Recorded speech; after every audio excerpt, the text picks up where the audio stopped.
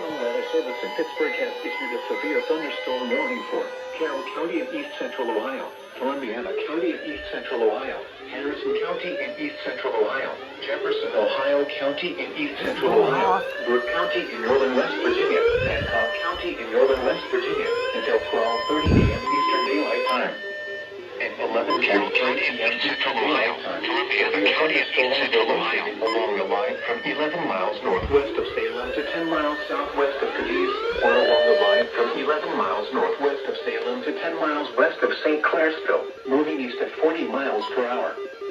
Hazard, 60 miles per hour wind gusts. Source, radar indicated. Impact, expect damage to roofs, siding, and trees. Locations impacted include Whitton, Steubenville, Salem, East Liverpool, Columbiana, East Palestine, Wellsville, Cadiz, Carrollton, Wellsburg, Toronto, Calcutta, Wintersville, Mingo Junction, Follansbee, Lisbon, Hooverson Heights, Chester, Latonia, and New Waterford. Seek shelter inside a well-built structure and stay away from windows. These storms are capable of producing damaging winds.